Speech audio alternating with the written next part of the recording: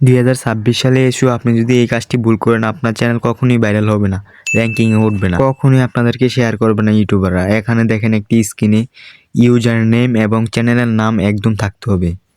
এটি একটি প্রথম কাজ। সো এই কাজটি আপনাদের করতেই হবে, ইউজার নেম এবং চ্যানেলের নাম একসাথে রাখতে হবে।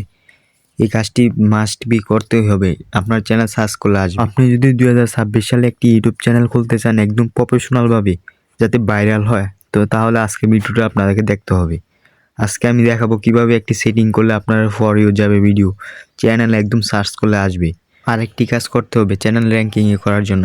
ফার্স্ট অফ অল চলে যাবেন ক্রোম বাজারে সার্চ করতে হবে www.youtube.com। সেখান থেকে আপনারা ওয়াইটি স্টুডিওর সেটিংয়ে চলে যাবেন। দেখেন আমি দেখাই দিচ্ছি স্ক্রিনে।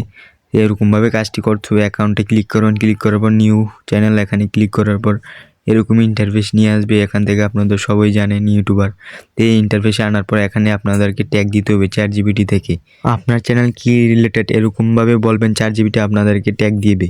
তারপরে এখানে সিলেক্ট করবেন বেঙ্গলি অডিয়েন্স। এখান থেকে আপনারা ভিডিও অডিয়েন্স বাংলা সিলেক্ট করবেন এবং টাইটেলের জায়গায় ইউনাইটেড দিয়ে রাখবেন। সব ভিডিও ভাইরাল হবে। আপনার চ্যানেল মাস্ট বি এই কাজটি করতে হবে আপনার চ্যানেলে, না হলে কোনো প্রকার আপনার অডিয়েন্স আসবে না এবং চ্যানেল ভাইরাল হবে না, মনিটাইজ হবে না।